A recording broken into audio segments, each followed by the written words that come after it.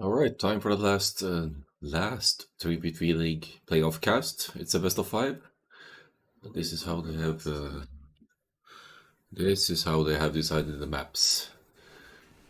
So start with the pick. The host, the highest seed. Starts with a ban, of course. The highest seed has banned Paul the Forest. Not Black Forest fans, these guys. And then there's Haboob for F team. Not a big fan of that. First pick being Colosseum. Then two picks for the host, which is Desert Slope and Savannah. The most Arabian-like map, that one, Savannah. African Springs being the second one for every team, and then banning down to what will be the starting map. So you get to remove maps you don't enjoy playing, but in the end you'll be left with one. So the Beach Fight, Donut, Canyon Lake, Dry Socotra, and Grand Barra out of the picture, which leaves Maghreb as the starting map in the end. It's a bit interesting to me. That's actually a good down ban for Fishcake's team here, because Fishcakes, or rather Kingfish, they played in my Nomad 2v2 tournament as well, I believe, a while ago. So they're should be pretty decent with Nomad starts. Just a quick glance at the civilizations here. Of course, they picked 15 civilizations each, a couple of bands as well. And it's going to be dominated by strong land civilizations, right? But we do have Persians that could be for Maghreb, given the hybrid nature of it in the top side with water and fish and all. Same goes for Japanese, for example, or Italians, or there are certainly options here. The Lithuanians comes to mind. Lots of good hybrid civilizations here, actually. But that's the introduction. Let's go into the first game on Maghreb.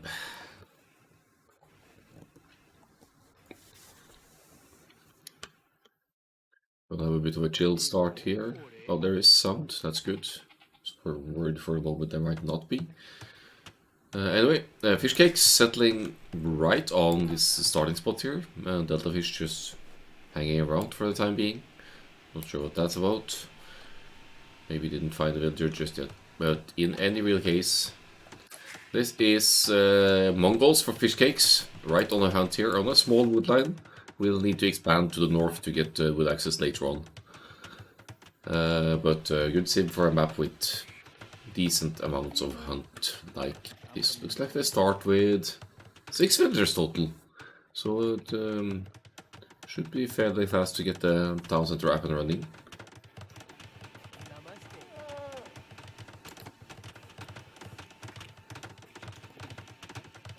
Now, Delta Fish with the Japanese has gone right to gold from the very get-go here, but that could also be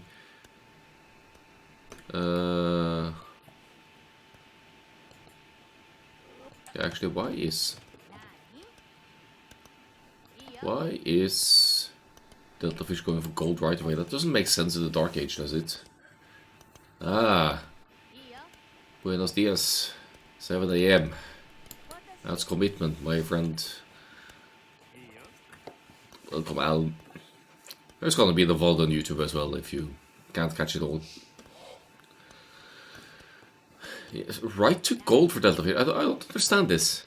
Well, it's probably just to make use of the southmost villagers here, but gold, it's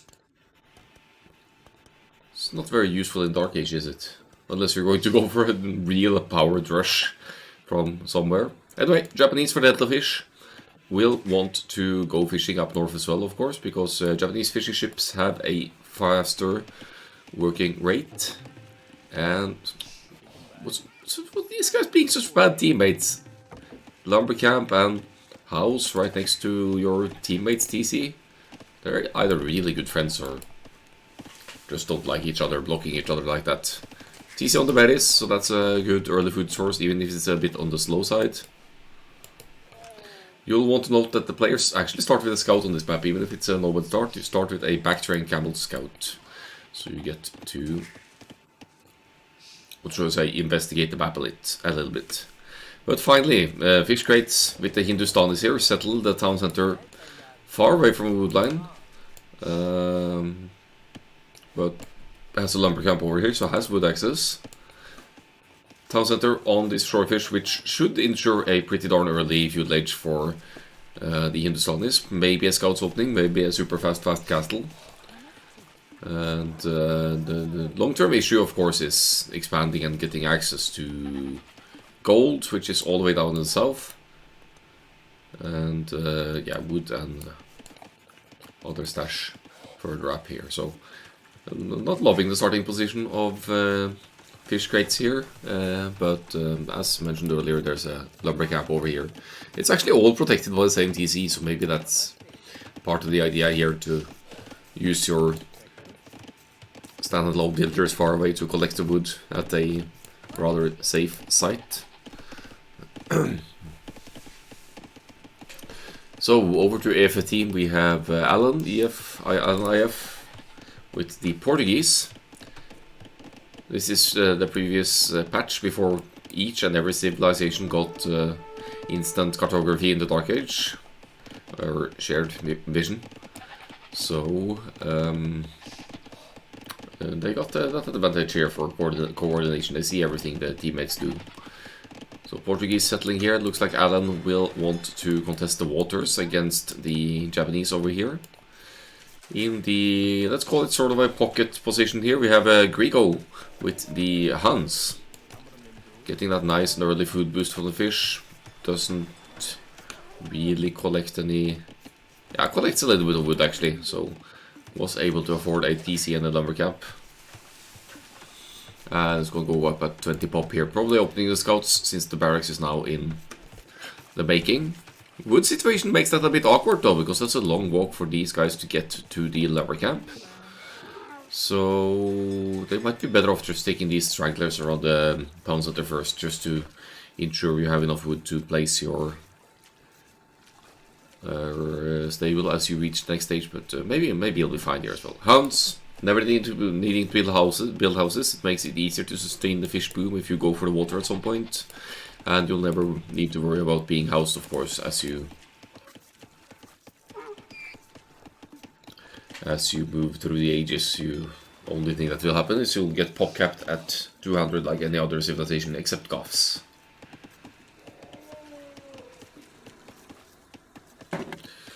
And finally, we have in the red, we have Adeon with the Koreans. Smells like war wagons to me.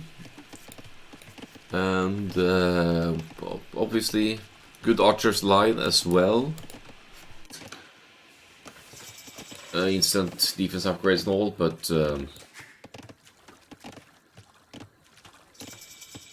not sure if I see any profit in going archers here for Koreans to begin with, because the distance is fairly far. This is almost like Lombardia style layout with the town center placements.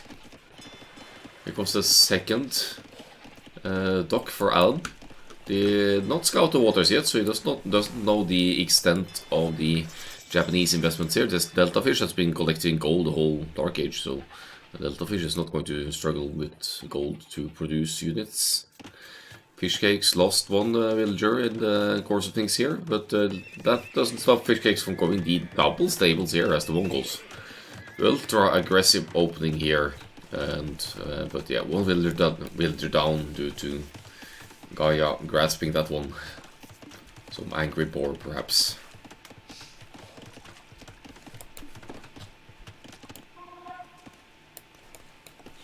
Surprise, surprise! The Koreans player is going to stone, so we're going to collect some stone here for the eventual castles and war wagons for the red player.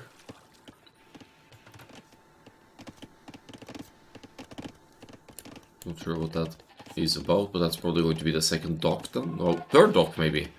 For Alan. No. Yes?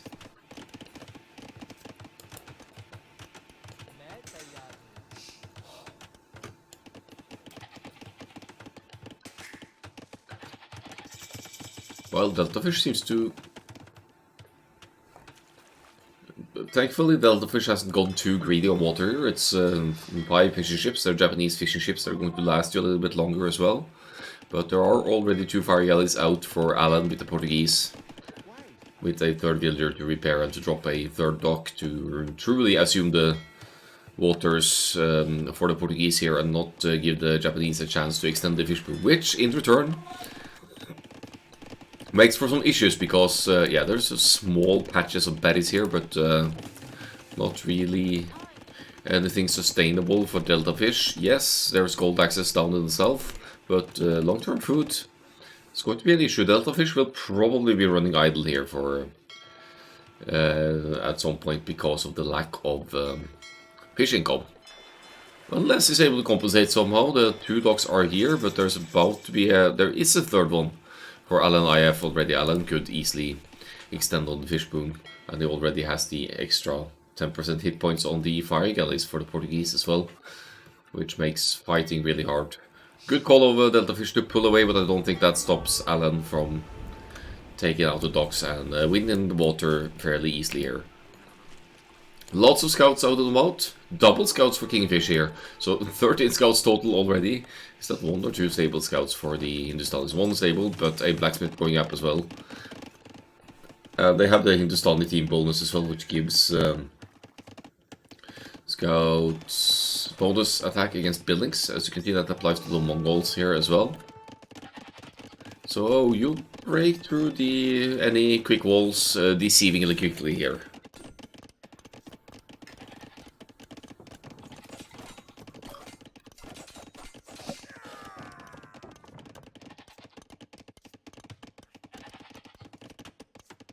But every team, they know what's up. They've been investing into Spearmen to keep the scouts away. If there are enough scouts and with upgrades, even Spearmen won't necessarily help.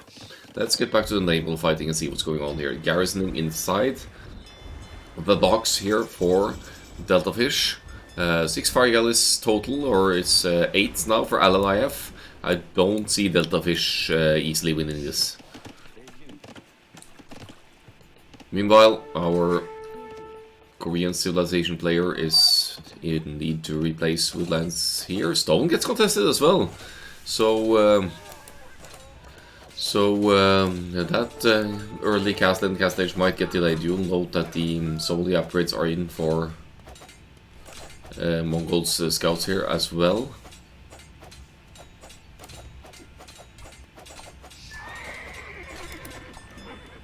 And in the case of the Koreans, that just made quick walling too hard here. So the stone miners officially down. Let's have a look at Adeon here. It does have enough stone for a castle actually, so it managed that, but lost 5 builders in the process, which is a big setback for the economy overall. And this bonus is a bit deceiving here for the defending player, as the scouts with their bonus attack against buildings, they punch the palisade walls faster than you can repair, and that's the gold situation lost for Adeon as well. So brought some spearmen here to defend now. Top side, the docks are going down. Alan definitely winning this. And in the meantime, Adeon dropping a castle on the gold mainly. It's sort of covering the stone as well. Getting ready to push out with war wagons, being the first player reaching the castle age here. Hindustan is not too far off, so maybe you could hold off the initial wave of war wagons with some Hindustani's camels here. Down goes the fish as well. The dogs are about to burn up here. Castle age for fish crates. Let's have a look at the situation at home here. Villagers all over the place, except for underneath the DC. Wood income not the best ever here for the green player.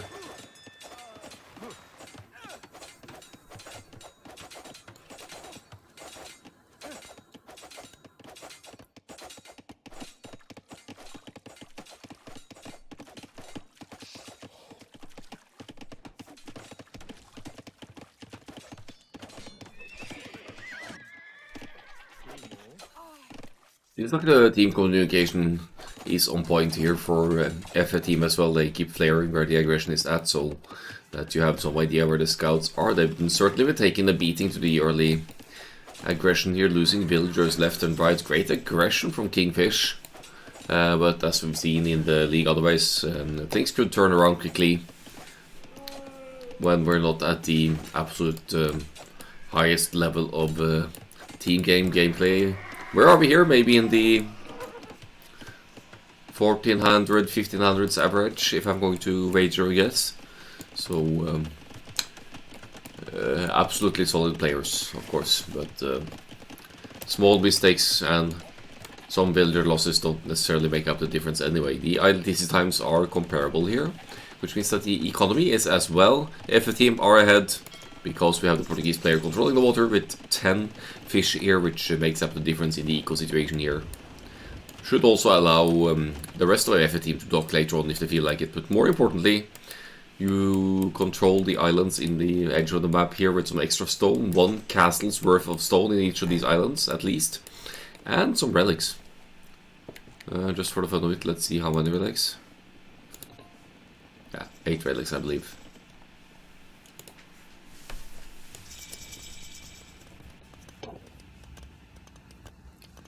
War wagons in the making, but camels also out on the field here.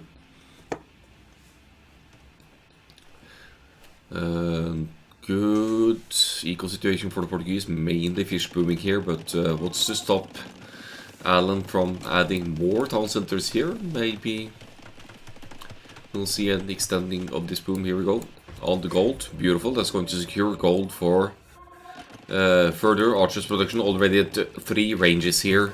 Of course, helped a little bit by the Portuguese fish count as well.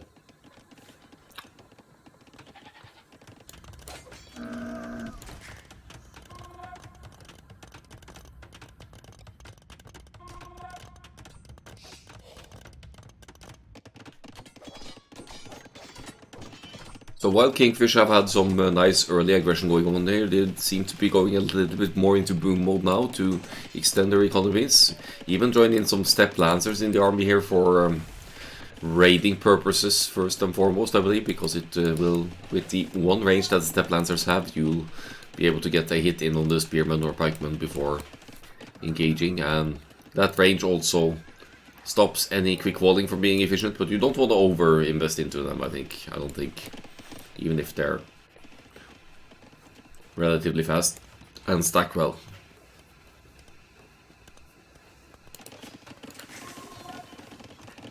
Seems like the scouting is good for both teams here. They've been going for the scouts opening, so they've been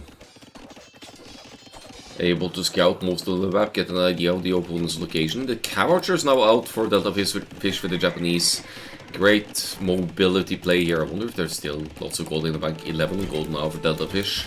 Found the woodland here to raid. Bodkin Arrow is in as well, which is arguably the most important upgrade for ranged units in the Castle Age.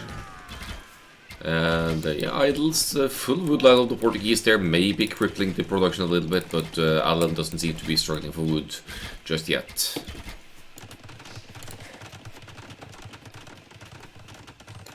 Hunt's committed to the Knights, even if there's Hindustani's camels out and about here, and who was also earlier to the Castle Age. But then again, Hunt's stables, they work 20% faster, so you'll be able to pump out Knights more quickly, and the fact that you'll never get housed should make it easier to sustain both economic boom and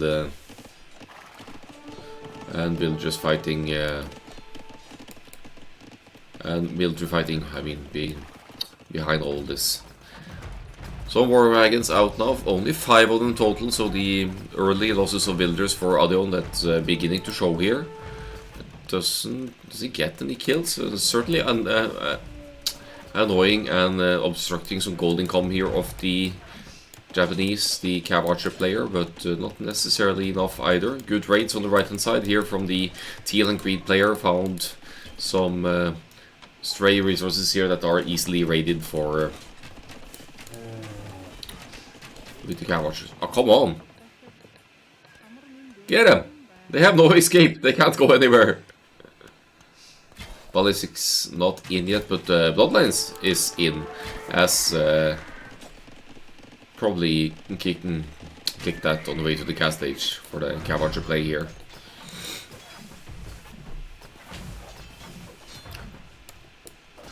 This should be a fight favoring FF team here, even if the camels are, yeah, they should never be allowed to catch up with the war wagons. War wagons missing husbandry here, but it looks like that would increase their speed a little bit. Camels doing work here, but the Huns Knights are allowed to engage here as well, as the Camels understandably choose to focus down the small numbers of war wagons currently on the field.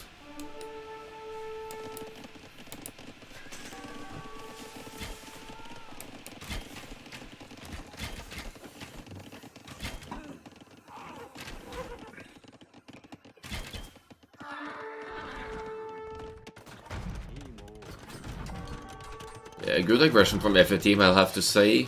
The military count is a little bit deceiving because it shows 64 to 38 here, but there's 12 fire galleys, so all in all the military difference isn't that huge.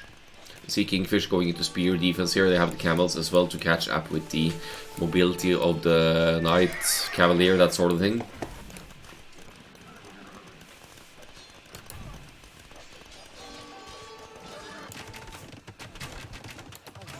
Crossbow mass increasing for Alan here as well with the 35 of them now. FF team behind in the economy though.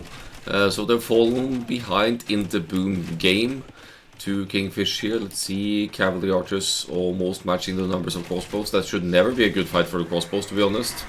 And trying to split a little bit here. Ballistics helps out a lot here because the cav archers don't have ballistics, but the crossbows do. And they have the hill as well.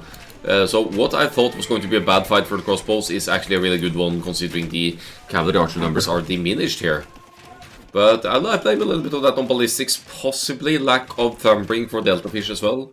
I'd like to give that a quick check here, actually.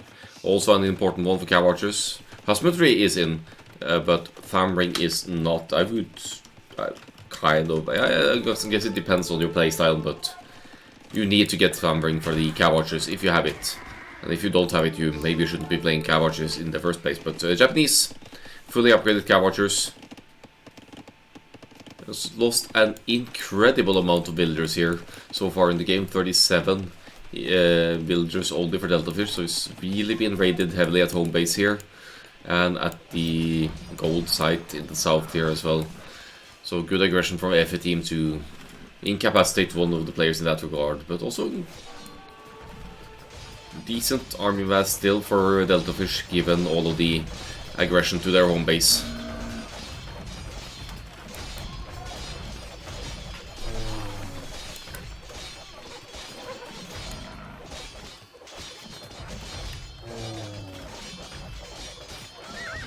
And of course these eco losses, eco units lost here for Delta Fish. That's also some fishing ships that went down up in the north. Great pick off here, taking away the gold access for Delta Fish completely here until he starts mining over there, that is. But these villagers, they will either have to garrison inside their teammates' TC or they'll have to just try and run, but yeah, they're finding some comfort in the support of teammate crossbows here, and the cav archers now joining in as well. Knights shouldn't be outrunning camels, should they? The camels are catching up, but now in towards a castle here where Grigo could garrison to heal up these knights as well and save them from the green aggression. Smart move there.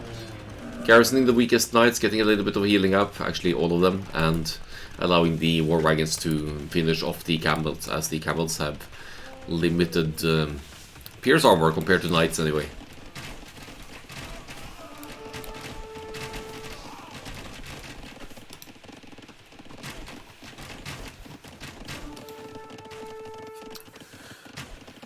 So they're still splitting the map in half here, but I think that Fish Food Income is doing Alan-IF a huge favor here. It will be able to afford the Imperial Age more easily. Second building completed just there.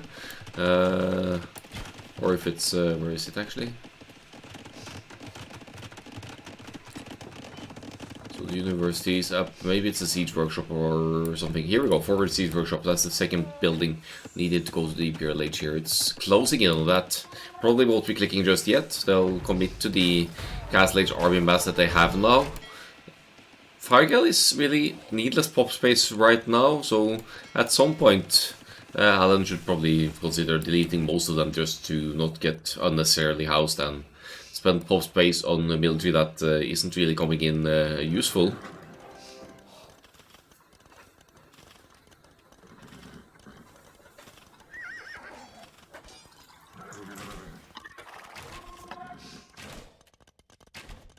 Well, this map is so important to secure the south side long term as well.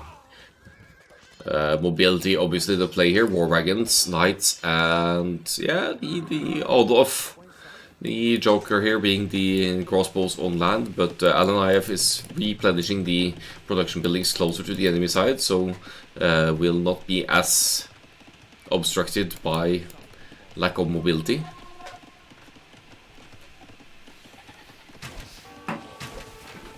And also has a huge massive crossbows at this point. With the Imperial Age kicking in about 2 minutes for the Portuguese, that allows for chemistry and the mighty Portuguese gunpowder units like the bombard cannons with arquebus, the unique technology from the castle, giving you extra accuracy on the gunpowder units. It's essentially like ballistics for your gunpowder units, but you also get arbalest, of course, and chemistry to benefit the crossbows in that regard as well. And you could fortify the map with bombard towers once you have chemistry researched. Suppose you need to research bombard tower as well. Blue castle, Mongols castle denied over here. That's huge actually. That delays any switch into the Mangudai here for fish cakes. They're not going to allow the Mongols a mass Mangudai siege push here, that's for sure.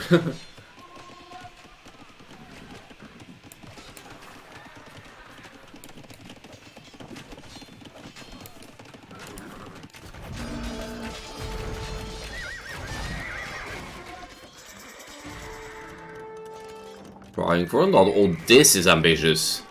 Even with the camels covering here, this castle is you could almost snipe the foundation here if you'd been on point with the war wagons here. But yeah, I guess that castle completes, giving some gold and stone access for Kingfish's team. Imperial Age on the way for the Hindustanis as well, but well behind the Portuguese here with 74 crossbows and counting, and some rams forward as well that are about to become capped rams here.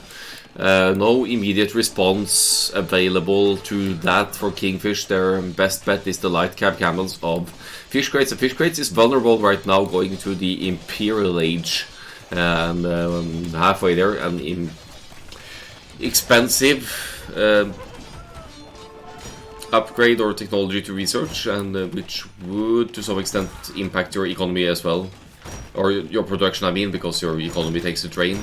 And it's food and gold, so it makes it harder to mass up enough camels. Production capabilities going down for the Mongols here. Fish Cakes hasn't been making cavalry for a while, but it makes an opening for the crossbows, soon to become arbalists, to keep pushing as well. They have Bracer in. Good push here now from F team in the middle over here, as the team Kingfish are struggling to mass enough armies to survive here. Arbalest is in, which means that most of these camels will be going down to the Arbalest as well. Light cab, Hussar potentially, mass Hussar could to some extent hold this off or delay this, but look at the damage being done here at Fish Crates. Arguably main economy or main farming economy anyway, which is needed for the food and gold heavy army production going on here.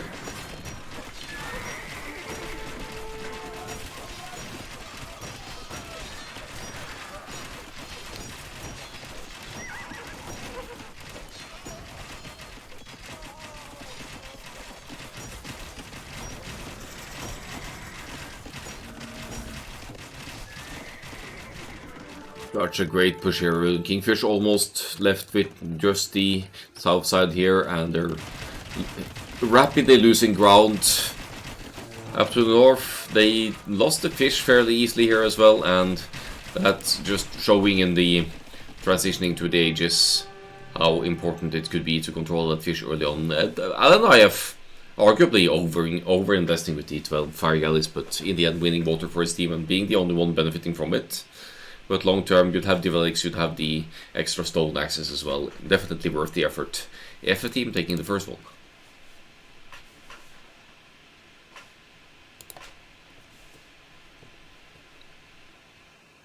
Deltafish subject to raids throughout most of the game here. 46 villagers lost. Never quite able to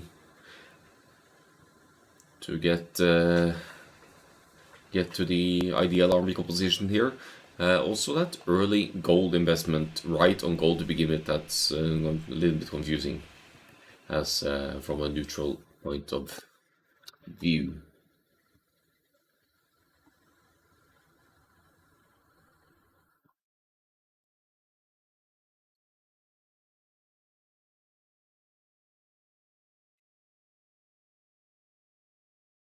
Akkal-AOE arguably MVP here this game, 232, 66 KD. It's a classic like hit and run range units micro here with the crossbow, arbalest, power spike. Great economy, best resource income for fish crates, but not enough to hold the game on its own. Even collected a little bit of relic gold there.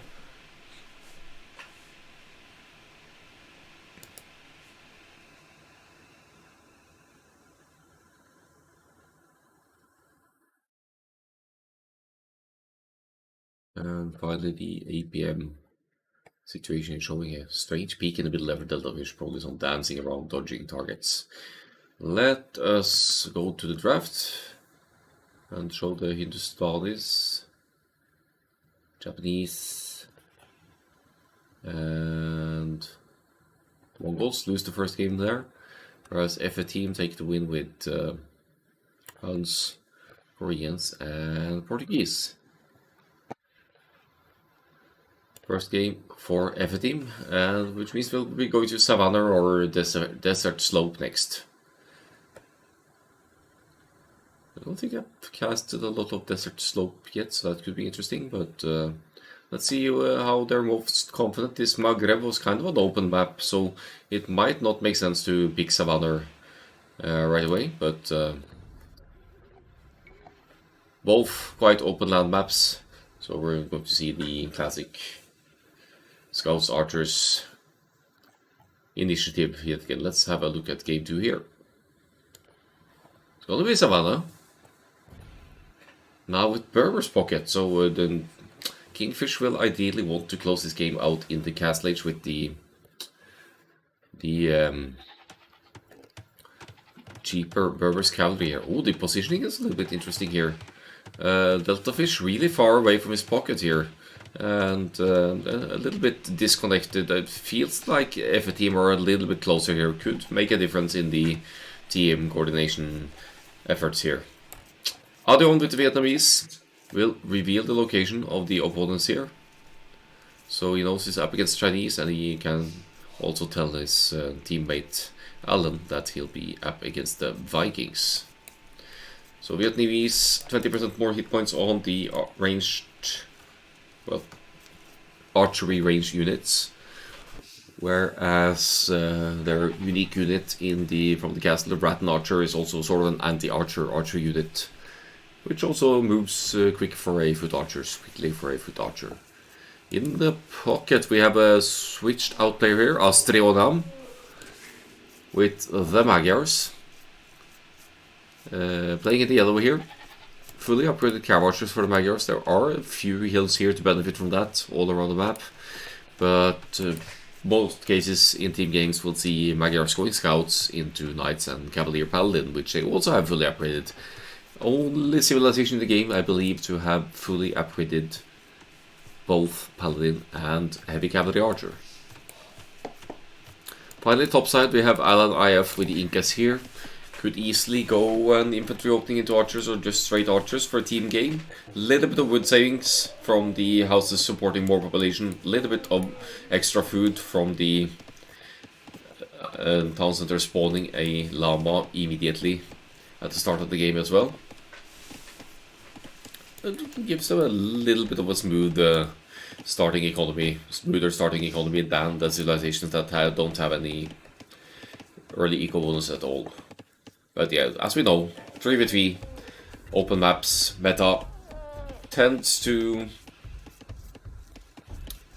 favor scouts and archers in the field age working together with flanks and pockets. Delta Fish almost looks like it started the walling already. It's actually a decently easy wall off to the edge of the map here for Delta Fish. It's extensive, yes, but it's also not impossible. Maybe not something for the earliest walls, but should be able to hide the aggression away. No loom, but 2 builders on each side of the lumber camp.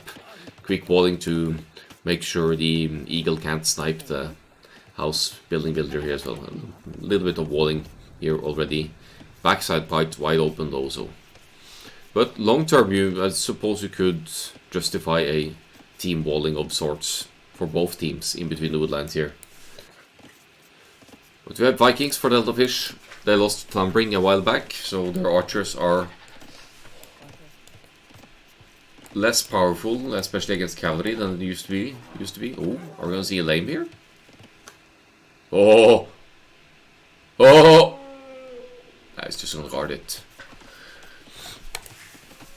Vikings could open the infantry, but their extra hit points on the infantry does not apply until after we reach the feudal age. So men-at-arms is stronger than the Drush, but in team games, straight archers makes perfect sense as well. No doom for the villager. Eagle got the hit there, but didn't actually do any damage, which is kind of weird. So annoying when people do this. And it might very well force Delta Fish into an early loom here just to bring that elephant in, which is honestly quite annoying. But it also limits the scouting efforts of Alan-IF just to stay and guard the elephant like this.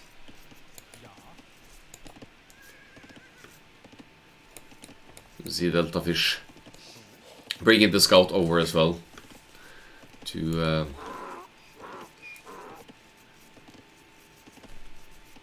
make sure that it's finally going to be able to bring in that elephant. Eagle Scouts win in the Dark Age against Scout Cavalry, but not if they take the first hit points, lost it like that. Then it evens things out. Could still win probably, but builders are close by to help out in any fighting. Finally, Delta Fish brings in the elephant, and we'll be going up to the feudal age at a 22 population here, which it's still probably going to be straight archers by the looks of it, since there isn't any barracks here producing infantry. Pocket, as mentioned before, for fish crates with the Berbers here. Cheaper knights and cavals in the castle age, 15%, 20% cheaper in the imperial age. We'll maybe go for a switch into caval archers at some point if deemed necessary. But even cavaliers will last you a decent while for Berbers in the early imperial age, with their ease of production, given the discount.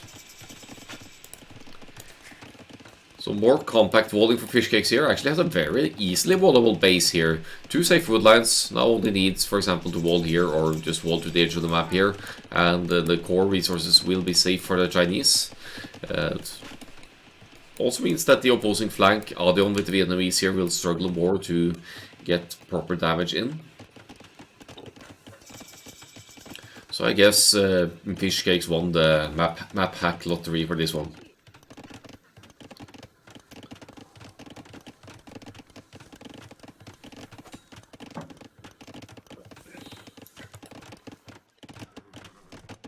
Nice quick walls there to keep the first scout out. I assume there will be more to come. Where's the stable? Going up in the back here, top side. We have an infantry opening for Alan. Yeah, Alan-IF actually. Incas are actually classified as an infantry civilization. And as we can see, the 3 men-at-arms and the eagle, they're obstructing the resource income of Delta Fish a little bit. Delta Fish very likely been planning the archers the whole time, so we should be able to chase off these men-at-arms without too much of a hassle. 3 on gold, 1 range. We'll want to drop that blacksmith as well, but does priorities walling to the sides instead, which is also justified given the fact that you know that the pocket will be assisting this push with scouts at some point, maybe when the archers follow up enters, so it's good to deny some entry from the scouts.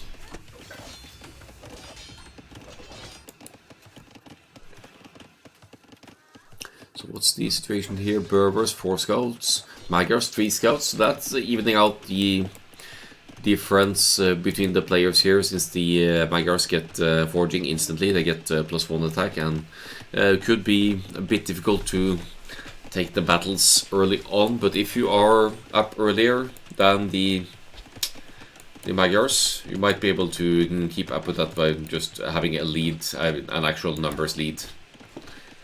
And that is the case here. The production is more consistent for fish crates, so fish crates, even lacking forging here, will be able to take, will be able to fight the Magyars scouts should it come to that.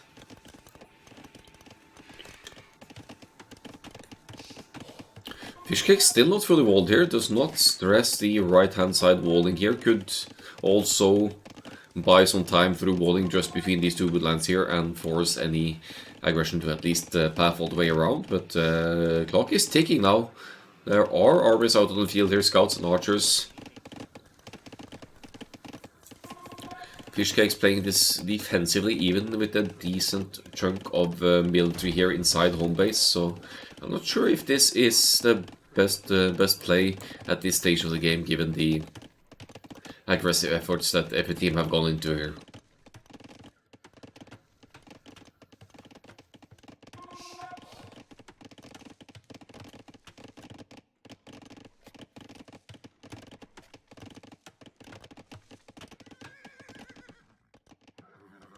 Astriona wisely backing away here with the scouts, seeing the collected armies of fish cakes and fish crates here. Green and blue marching out now. Will they be able to track the red army movement here, though? There's looks like our Vietnamese player has the numbers lead archers wise over fish cakes, at least in the masses moving forward here. There are some more inside of the ranges.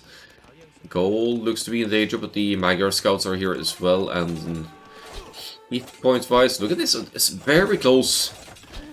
Close in terms of army numbers here. But the hit points on the scouts of the Magyars and the upgrades overall better.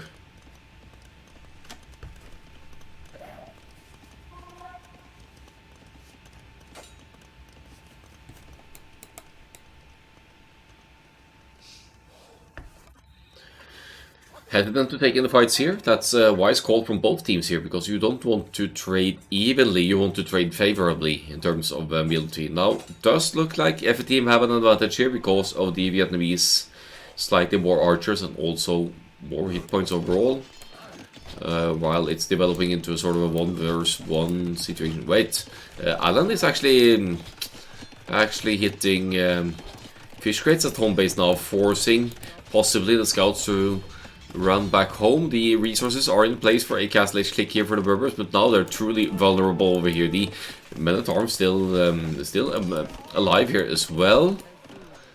Villagers gonna go down here. It's not a huge army, but it's definitely large enough to get some kills in here. Great aggression from Alan IF over here now. So could be a little lack of communication between the team members of Kingfish here as well, that the archers and men-at-arms moved onto the pocket just like that.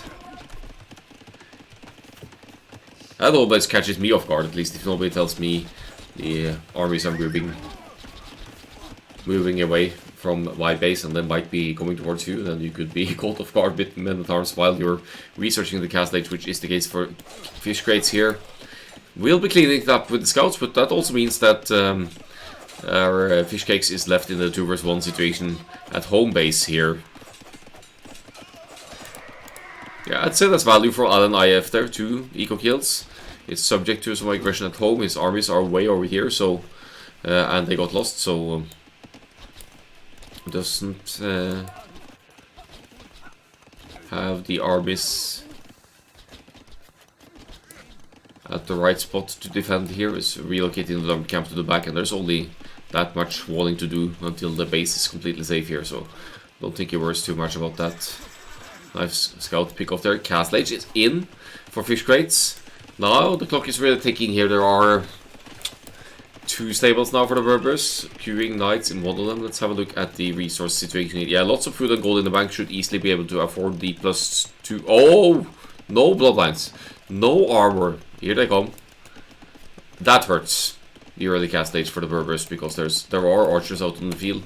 Decent chunks of archers here for the opposing team, so if you're not careful with your upgrades, the most essential ones being bloodlines and ranged defense, then you'll struggle even against feudal age archer masses if you don't have a significant number of knights working for you.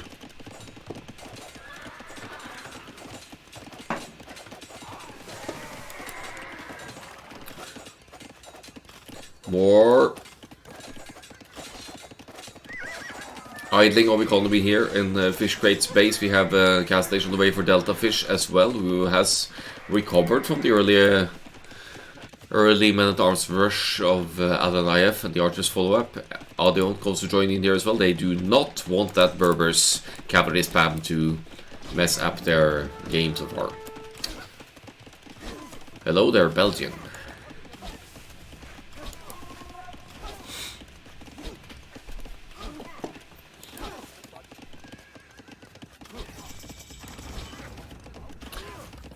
This is arguably a little bit scary here, but if you keep idling into gold, even with the Berbers discount, you'll struggle to keep consistent triple stable knights production here.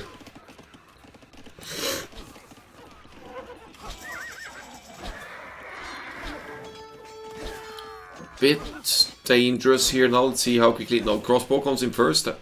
Maybe that makes sense when against small numbers of knights like this, actually, because you'll get more hit points.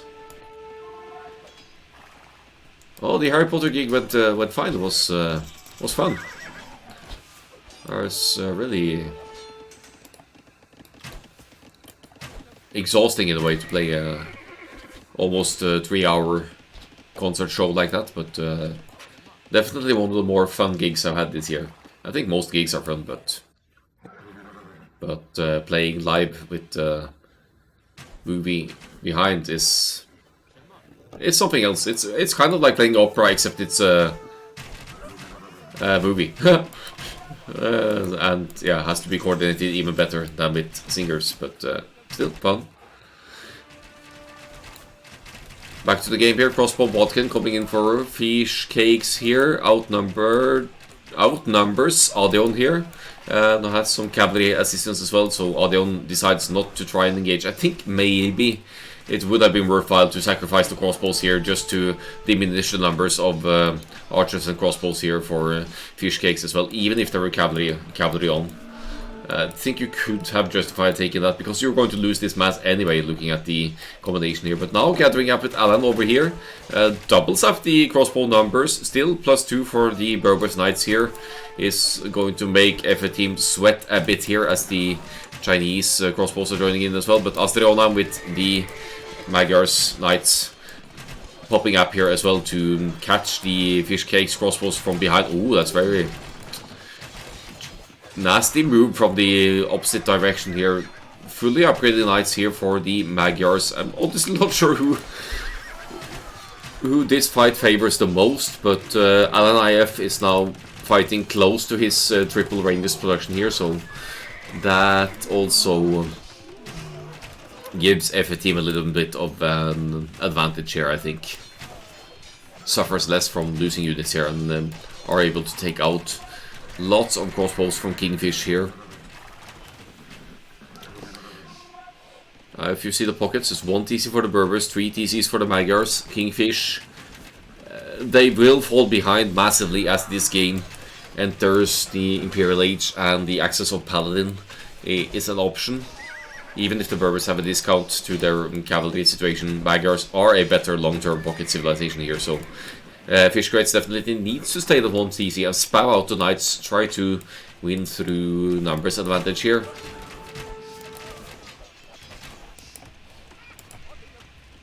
One TC denied there. Don't think it was started, but yeah, good spot by Adeon.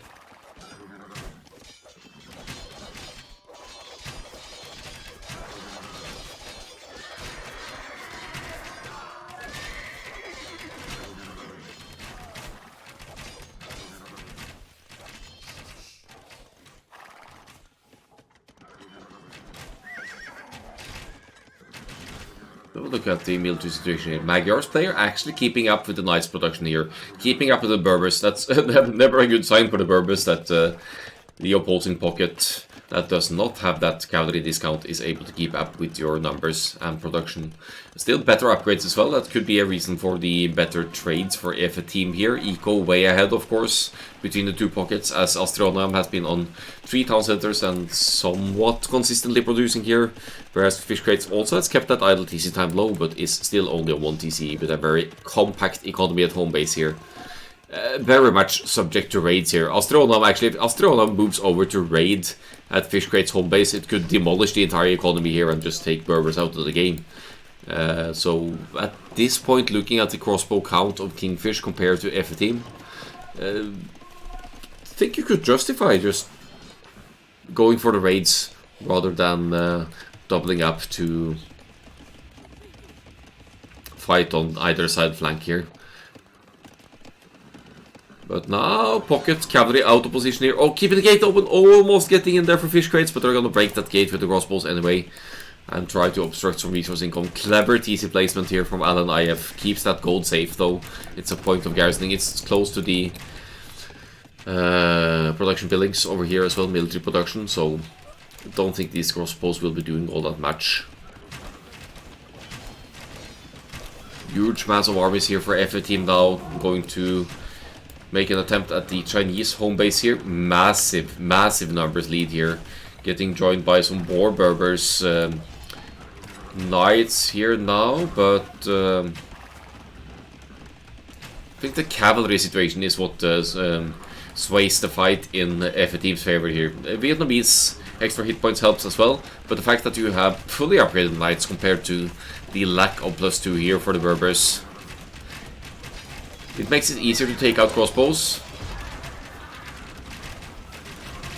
It makes it easier to take out enemy knights. That Mangonel isn't really doing too much. This is not a good fight for F team. It's only the upgrades saving them here, because the crossbows are getting free reign behind there. Yes, the knights will be going down. Maybe we'll get to clean it up, but we are arguably needlessly losing crossbow mass here for the Vietnamese as well. There's consistent production at home for the both of them. But yeah, now I bet Fish Crates is sorely missing the iron forging upgrade now. I said it wasn't a good fight, but in the end, the F team comes out on top here, after all. As Kingfish decided to focus down Mangonels. And loses a lot of army in the process. Military situation now 20 units ahead for F team. They are snowballing the military lead again here now, and now the knights are in and they are going to raid the Chinese civilization to death here unless Fishcakes flexes some serious quick wall skills here. Woodline will be losing a lot here to the knights raids. Yeah, they're all over the place here now, and Berbers adding camels now. I'm not seeing that working out all that well with the crossbows in the mix. Jade is here. Good luck with your stream, Jade says, and thank you so much. Yeah, as Belgium points out, Kingfish are massively behind in the economy as well. I don't know if just defending admirably against a strong Viking siege push up top here. But if you look at the raids and the aggression, the action going on the right side flank where the 2 vs 1 is happening, doesn't really even matter that much for the Magyars to lose numbers. I don't know. There's still consistent production and a much better economy here. Fish Crates just recently added the second town center on gold here, secures that gold, but is massively behind in economy and will be up against an Imperial Age Magyars player well before they can get to Imperial Age themselves.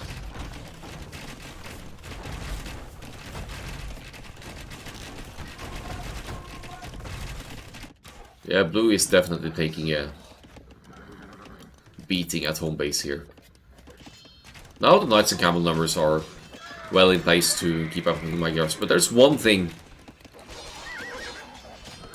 I know you usually say that You don't necessarily need to get that second attack upgrade for knights in most cases, because you'll have archer support and all, but I think the exception is when you're up against the Magyars, because you know the Magyars will instantly get these melee upgrades, so you're at a disadvantage fighting knight versus knight, or even camel versus knight when up against the Magyars. Beautiful defensive castle, protecting a lot of the farming economy over here. Looks like Alan was, I don't know, maybe was struggling for safe gold access at home or something. But he's now being joined by pocket cavalry at the top side. It's a point in the game where Astrionam doesn't want to lose any knights really, because it's on the way to the Imperial Age and will want to benefit from the Cavalier and Paladin upgrade, but it's clutch timing here, just perfect timing from the Magyar's knights here to deny the forward castle of Delta Fish, to put a stopper to the archers siege push top left side here now, and the 2 vs 1 situation has now moved from the right hand side to the left hand side. Good team planning from FT team here to realize that we punished fish cakes quite a bit for the 8 villagers lost throughout the game. Let's just move on to the other side and deny this castle and put a stopper to the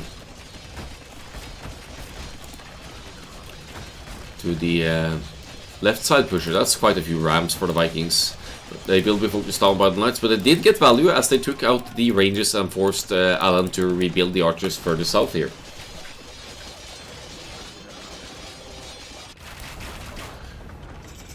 Arbalest, Imperial Age in for the Chinese a while ago. We have trebuchets pushing as well, the defensive castle for fish cakes. That's just not going to last fish cakes long here. Has a small chunk of elite skirmishers in the mix here, which could work out as long as there's no Magyar's cavalry meddling in, but they're also moving over here. Cavalier, plate parting armor on the way in. And elite skirmishers not really in the appropriate mass to deal with this either.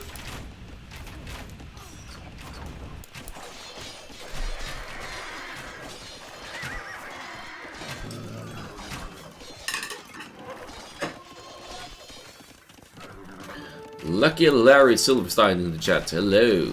Welcome.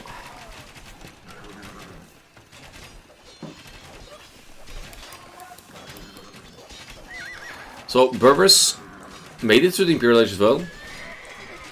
Only 2 town centers still, so should be significantly behind in the economy to the Magyars here. Looking at the farming economy of Astrionam, even if the gold runs out, you could have a very healthy Hussar spam running for you as well. Although with the bombard cannons out now from the Vietnamese and siege engineers just about to kick in, that should give the trebuchets an additional range and more damage output. There's just really no way back into the game for fish cakes here, I'm afraid. It's taken such heavy losses here. Just flee to the neutral resource to the side, but it's only a matter of time now until Kingfish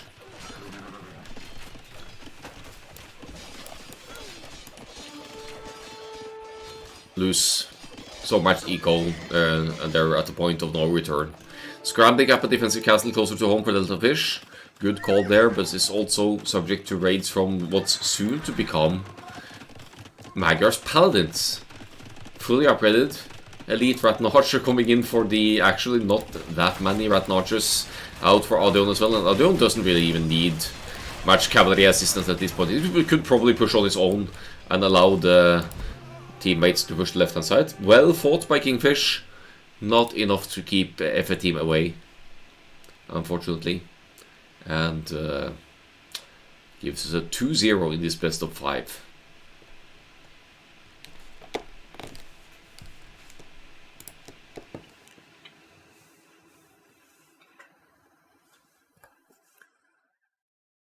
Well, Magyars maybe unsurprisingly here with the better military score. Quite convincing KD here, 233 to 90. And overall, except for Alan, who took some crossbow losses along the way, good positive KD for F team here. Huge difference in resource income between the pockets here. Because only 2 TCs in the end for the third TC did get added from fish crates, but it's just not enough to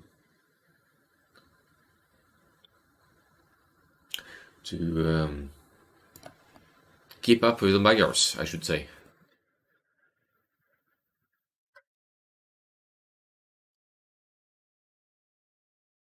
Rarely any villagers lost for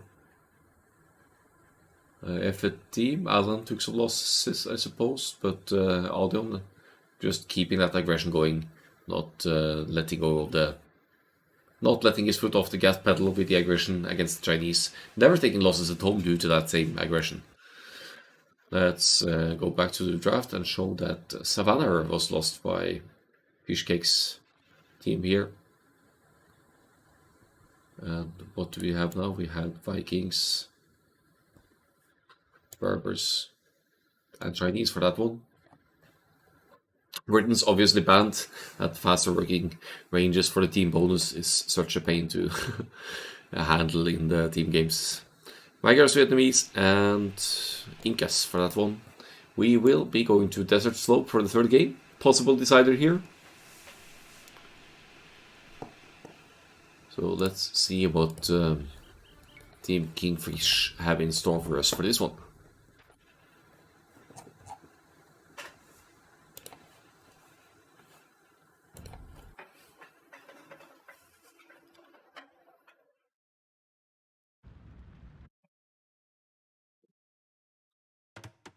Desert Slopes it is. I don't think I've ever casted this map, even if it was played in the league.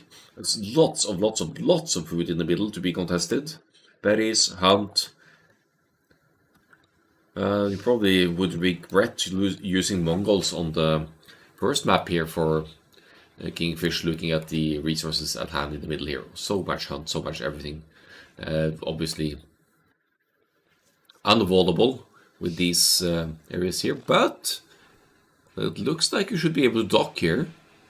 So you could technically control the middle through naval control here and dock with the demolition ships and keep the enemy away that way. It would seem that the deer are to some extent within pushing distance as well. At least that's what Alan-IF is making use of here.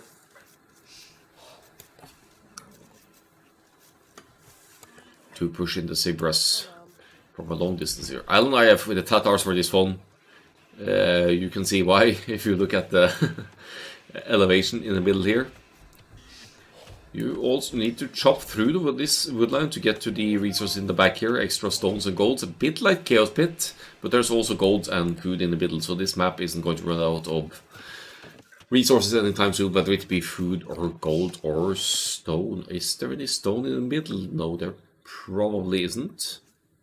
There's also not stone close to your home base, so that emphasizes the importance of getting to the sides to get to the small stone patches there is. So this map will probably see castles happening later than on many other maps because rip. Because you need to get to the stone first, unless you don't want to buy a castle. One builder down for fish cakes. These things happens. The rhinos attack deceivingly fast. Pocket position for Astreona with the Spanish here, which usually means conquistadors, but you're not going to do FC conquistadors here because that castle is going to cost you a lot. You'll have to chop through as quickly as you can, but there's 4 or 5 layers of trees to get through here until you can get to the stone. So in the case of the Spanish here, it's probably going to be the more conventional scouts into knights. Maybe just, I mean, it's fairly easy to wall this as well for any of the players, so maybe this is more of a fast castle map, to be honest. We'll see how it progresses. Finally, to the left-hand side, we have Adeon with the poles here, also not fully benefiting from the poles civilization bonus until you can get to the stones, where you'll, since this is the previous patch, collect 50% gold from each stone collected, so to speak. Looks like the meal timing is a little bit off here for Adeon. That's going to be a long walk back home, but you know this. Okay. Folwark, of course. Yeah, that's why it's a little bit delayed. The poles need to pay 125 wood for the folwark, but that's a mill that gives you a little bit of farming benefit as you see the farms around it, and it also provides you with one population space, so great economical building there. Very useful on closed maps like Arena and Fortress and that sort of thing.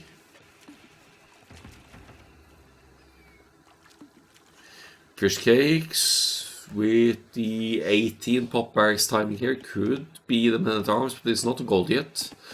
So this might very well be an early drush. Did he take any additional gold? No. I'm not hating on the drush idea if that's the plan here, because that would allow you to obstruct the precious food sources in the middle here, and we know that they have it scouted as well. I think it was fish crates scouting the red villagers collecting resources over here. Could of course easily be the man-at-arms for the Celts here as well. It's going to gold now. Makes more sense for the Celts, considering their infantry moves faster in the feudal age onwards as well. Pocket, fish crates, Burgundians. Easy wall off here. Securing all of the gold inside the home base here. Has the stone hand in the back here, doesn't see it yet, but will notice that that's going to be easy to access once you're through. A bit greedy perhaps. The food from the berries easily obstructed here by towers or archers. But you also, if you break through the palisades, you won't easily get to the rest of the economy, because it's going to be easy for fish crates to wall in towards the TC, the town center, if need be here. Finally, Delta Fish with the Italians. 15% discount to the aging up to the next ages. Looks to me like a straight archers initiative here. Did lose the scout somewhere, yeah, to TC Fire over here.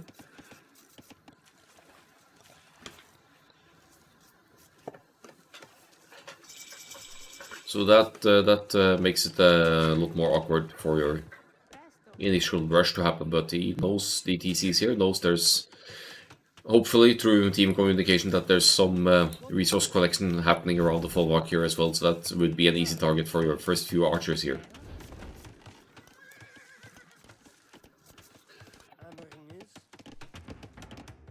Barracks timing a little bit off for Alan here. His seems to be planning the scouts because it's 21 pop. The scouts, I say, but there's the gold investment as well, so never mind that, it's the archers. I'm looking at the pocket here, going for a 23 pop fuel age. And seemingly almost lost the scout over here. What's the chopping looking like now? We're far from the stone yet.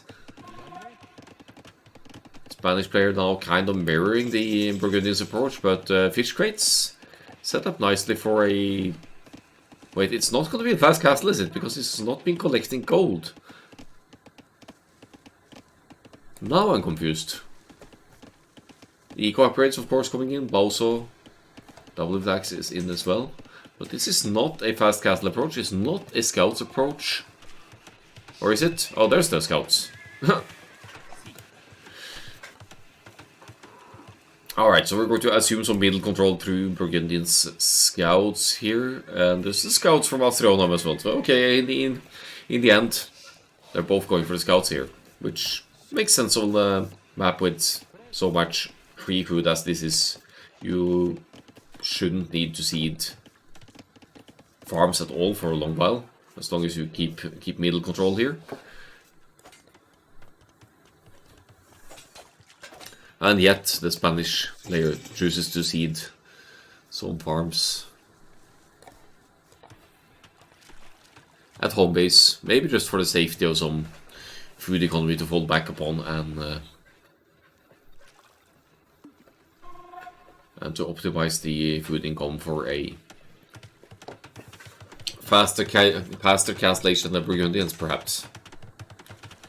Fish Crate's definitely off to a better early game here than Astrionam this time around. It's way less idle this time. I may have jinxed it a little bit there, but gonna reach the cast stage a lot sooner here. Now with just a few scouts out on the field. Should be giving Kingfish a good technology advantage here. 2 players going for the scouts. Adion going for the pulse scouts as well, but I think it has to do with the food situation. Again, this map favors the mobility to control the middle. You could move around with archers as well, but having the speed and mobility of scouts just makes it so much easier to idle the food income in the middle. Maybe pick off a few villagers. If you're going to go double scouts on any map, maybe this is indeed the one where it's favorable. F team with a slight military lead here has slight eco lead as well, but that's partly because Fish Crates is going to the cast stage with the Burgundians here. Did not get any farm upgrade. Why should he? Because they're collecting so much free food in the middle. This is dangerous though. No upgrades on scout, but a huge mass of them.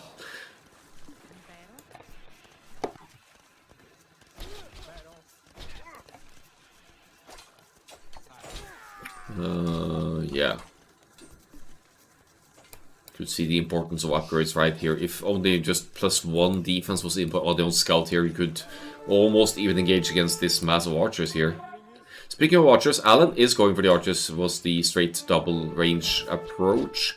Has some decent production going on here. Gonna get some villager pickoffs of the blue villagers. That is Fish Cakes needing to flee home with most of the... Oh, this could be lots of food lost for the villagers. These are all carrying food. Not huge amounts of it, but probably like... Yeah. 84 something food collected or carried total. Good of Fish Cakes to be able to bring that back home. Saves the villagers and conserves the food, but has taken some losses along the way. 6 villagers lost here to the... Again, good coordinated feudal age aggression of FA team. They are going to push Kingfish off the middle as well as they can. They've assumed from the middle through military presence here as well. The scouts now need to pull home for Adion to avoid the archers of Delta Fish. Oh, you could pull the villagers away and plug this gap with the house and the archers can't reach you. But Delta Fish will have none of it. Oh, that's some serious idle time for the Poles here.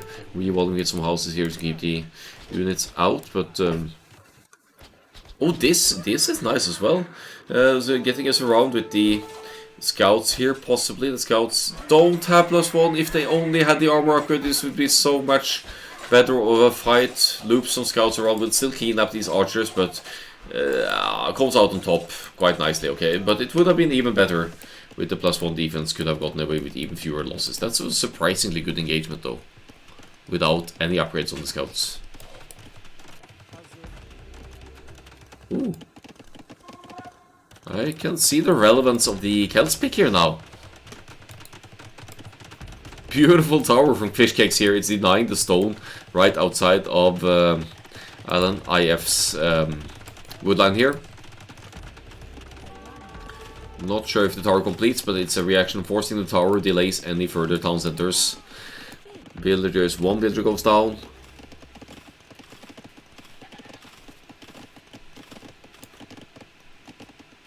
What you really want to do is to deny the stone away from the Spanish though, so they can't get to these nasty conquistadors.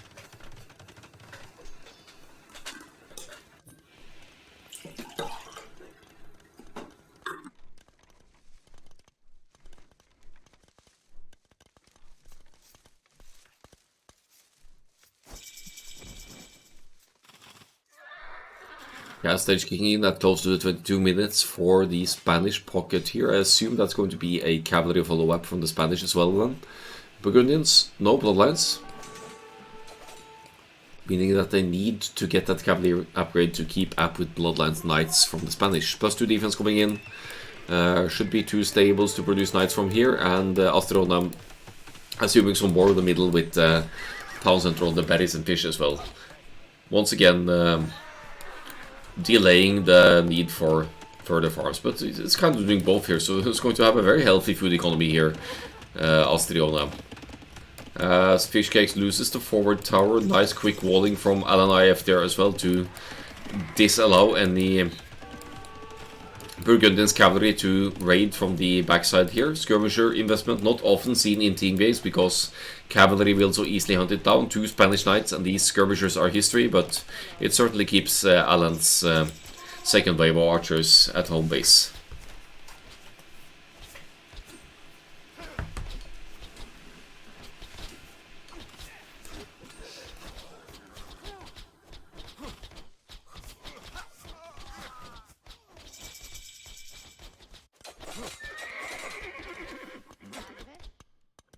Uh-oh, fighting off trying to fight off +2 defense scout with villagers. That's going to take you a while. They even have bloodlines as well. If you have enough villagers, I guess it works out for you, but it comes at a loss here. A little bit of help for the archers. Same approach here from F team. They've been studying Fish Cake's play over here with the stone walls in front of the tower. I don't really know what happened to these walls, but yeah, walling off the point of escape for Delta Fish, forcing Delta Fish to chop through another tree. That just delays the progression of things here. You know, kind of a fancy play here, and Odeon. I love this. Wonder if he's gonna... Yeah, he's gonna stop that in time. That's interesting.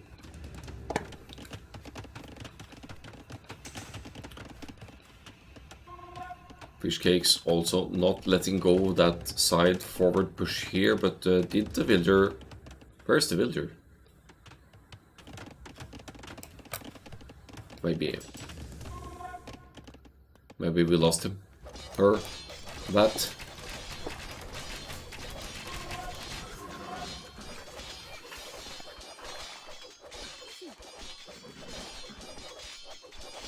But the big fight's gonna go down in the middle here now. Burgundians cavalry, unfortunately, lackluster to the Frank's Spanish bloodlines cavalry here. Cavalier is coming in, +2 defense, yes, for both of them, but +1 attack for the Spanish as well. Should give Spanish the edge here with reinforcements coming in here, as there's also 1 minute to go for the Cavalier upgrade to kick in. Great fight for Asdrionam here to contest the Green Knights at this point.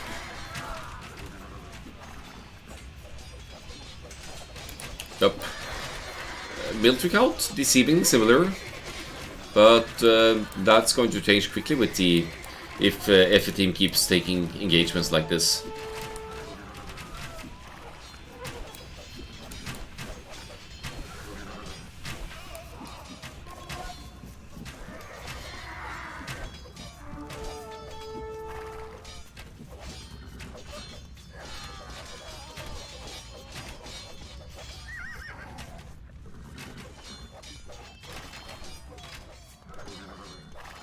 Yeah, good raids in the middle here now. They're effectively, FA team are effectively pushing Kingfish off the middle. Delta Fish especially taking heavy losses here is also good. It's going to get that 1 villager castle outside of the line of sights of Delta Fish here. This is Lutz style play here from Audion to the side. So annoying. So just sneaking around. It's going to have more villagers to complete that castle though, which... at this point should actually be deleted and placed more offensively. Just to really deny resource income from Delta Fish from the backside here. Still scrambling to take the middle here. Fish Crates and Fish Cakes fending off the aggression here now. Austronam hesitant to engage against the Cavalier, but I think it would still be a worthwhile... ah, maybe not actually, never mind. better Cavalier numbers. Economy well ahead for fish crates, thanks to the earlier Burgundians eco upgrades and keeping the middle control for just long enough to extend the economy at home into farming economy safely behind walls here. Paul's castle is up, protecting the stone here as well. And it does range some of the wood, so not bad at all from Odeon here. Could easily just make a gate here and let some of those Obuk in.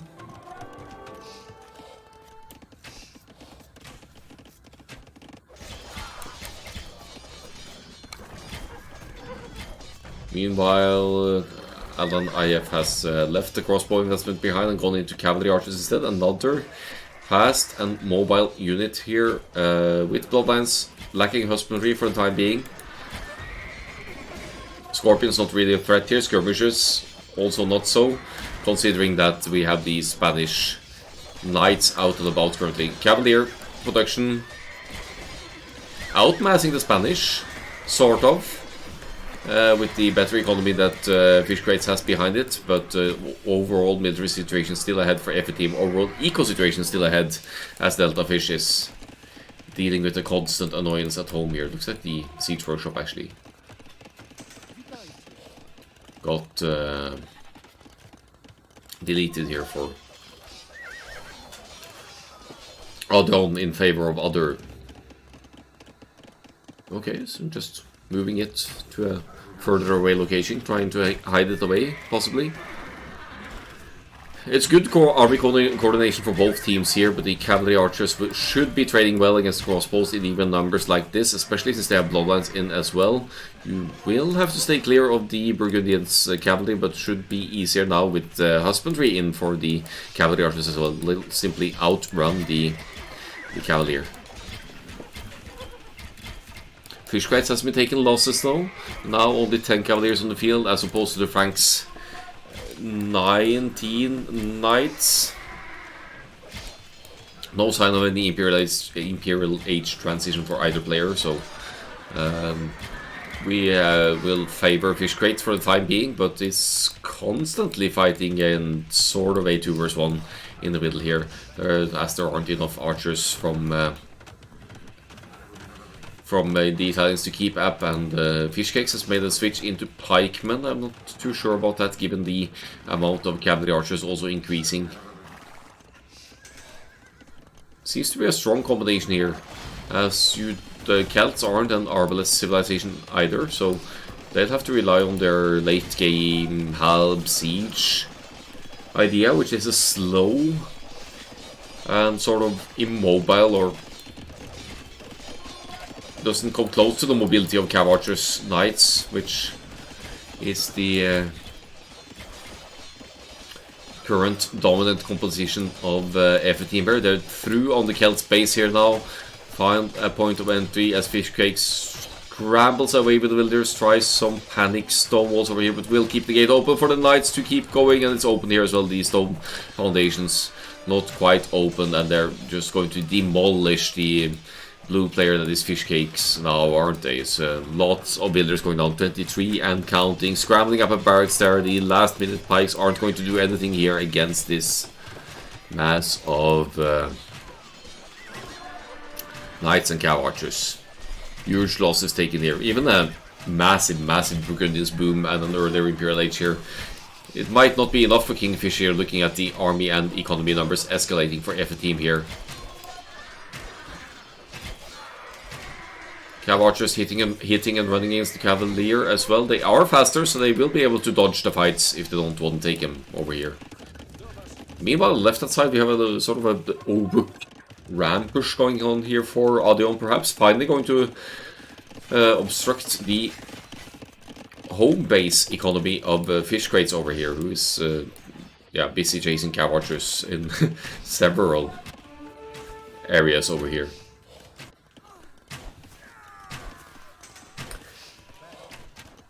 Like the counter raid of Delta Fish over here, but they're also leaving the Poles to free boom in the backside here, so long term We might also see the, not the only the Obuk, but the Poles cavalier spam here if the Obuk alone aren't enough here. They have a long way to go from the castle, but they produce really quickly, so that army mass is going to escalate for Odeon for sure. Fish crates probably won't be able to keep the Obuk away with the cavaliers either, because the Obuk strips enemy units of armor. It's surprisingly efficient against cavalry as well. Against almost any unit, really. So fish crates might need some ranged help over here to keep the aggression away, but that's not going to be had from the Celts. You need Celts onagers, perhaps, siege onagers, to flatten some of these units. That's not going to happen anytime soon with the eco-situation of fish cakes having lost 40 villagers thus far. And the archers, the crossbowmans of Delta Fish, they're far, far away. Being... Are they going to be chased by Astronam here? Maybe not.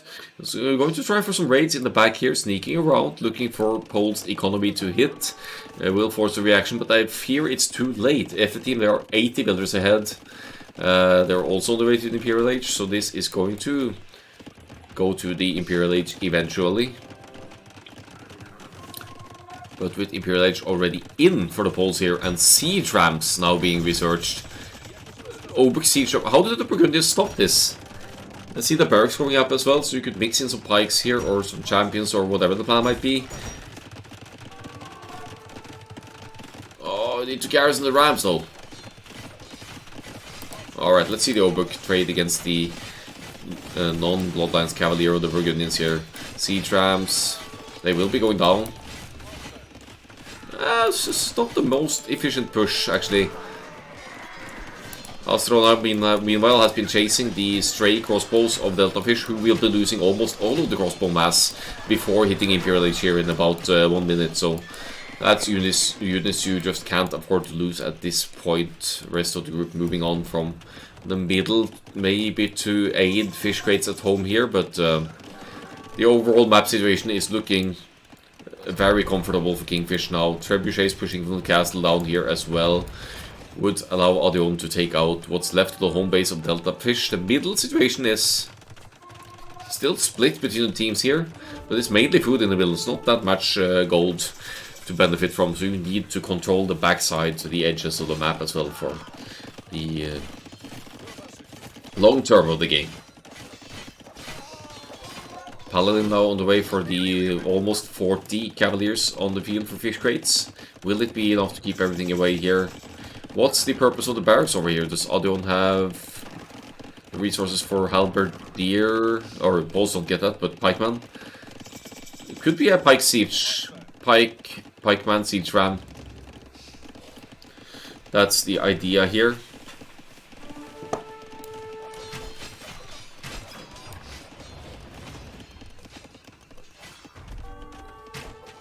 Only 5 military for the Celts, unfortunately. 38 crossbows for Delta Fish. Bracers in, Chemistry is in, Arbalest is not.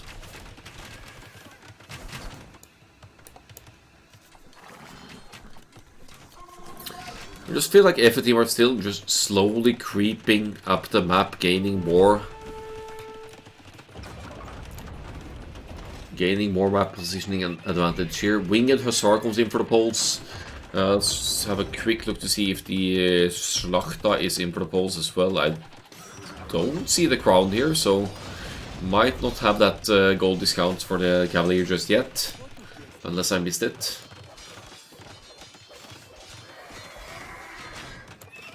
Winged Hussar spam should be annoying enough at this stage in the game though. Looking at the home economy of the Poles, some beautiful folwark economy working here. Stone walls going up to the side as well. That should be happening just in time to keep the Paladins out. If you place a gate foundation here, don't let the Paladins in. Do not allow them in here. Gonna lose some villagers, but gonna keep the Paladins out as well. Great reaction here by Odeon at clutch timing there to not allow or to disallow the Paladins from raiding the precious farming economy here. Heavy cavalry in for the Tatars. Good late game. unit for them there, probably the best they've got. Also puts the non-Bloodlines Paladins at a disadvantage, as they'll simply have less hit points than fully upgraded. Fully upgraded Paladins would.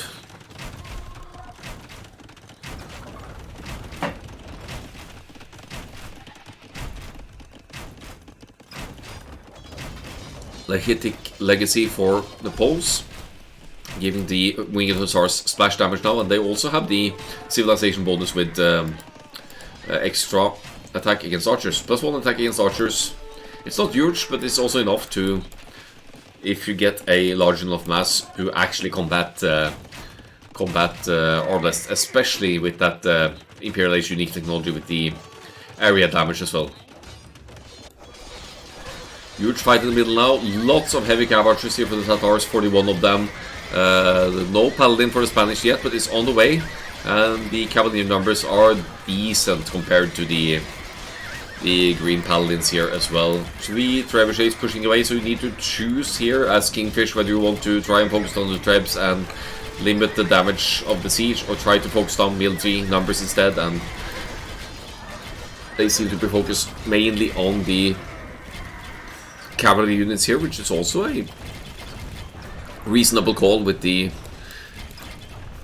cavalry numbers benefiting from the paladin upgrade being smaller here. Let's have a look at the overall resource situation here. It does look better gold-wise for FA team.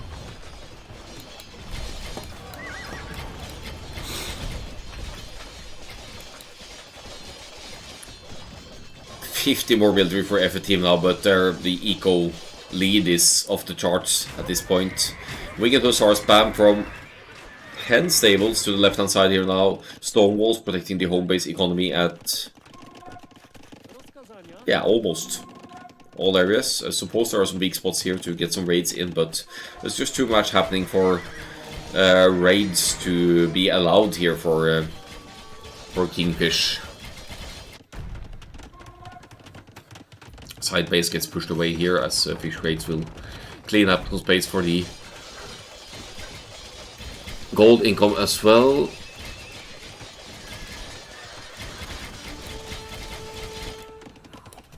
What role do the Celts play in there? Celts gone into Halberdier, which is the best they can do at this point. They have faster moving Halberdiers, but the economy, as you can see, is only at 55 villagers. You're not going to be able to get to 20 barracks Halberdiers spam anytime soon, which will be helpful against both heavy cav archers and the paladins here. It's just that FA team, they have twice the military and they're consistently producing behind this as well. Look at the heavy cav archer numbers, almost closing on 70 there.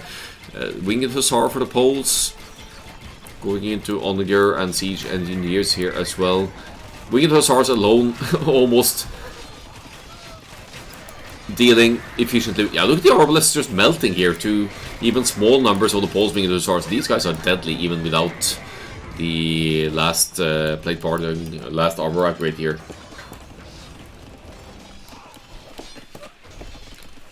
It's the decider game here. If Kingfish loses this, they lose the playoff. And with the Trebs, Heavy Cav Archers and Paladin raids going on there, these castles will not stay up for long. And Fish Crates will lose the precious Burgundian economy. So it's going into Flemish Revolution here. Last hurrah for the Burgundians player. Going to try and fight off the raids here with the Flemish militia. Maybe just doing it for the fun of it now at the end of the game. It's essentially sacrificing all of your economy, transitioning the villagers into military units instead. But it's not going to be enough to push away all of this. And there aren't enough town centers here for Fish Crates to reboom either. Only has 2 town centers to recover from the Flemish Revolution, and it's just taking the last fight before the GG here. I think there's pushing on all sides here. The middle all but fully claimed from FA team here. 2 villagers left for Fish Crates. Of course, being transitioning villagers into military units here. It does end with 3-0 for F team. GG, well played to both teams, but it is F team winning the playoff.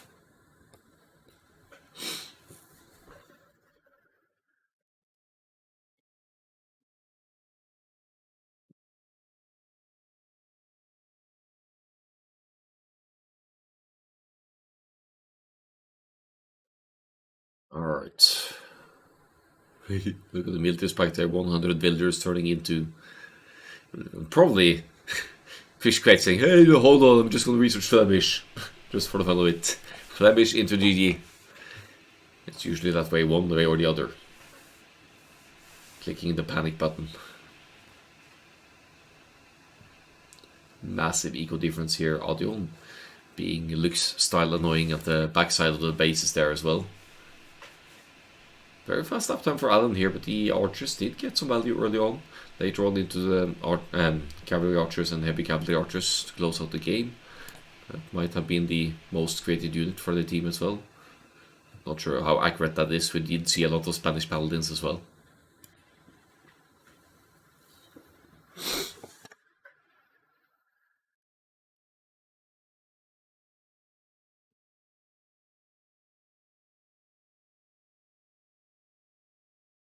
And that's it.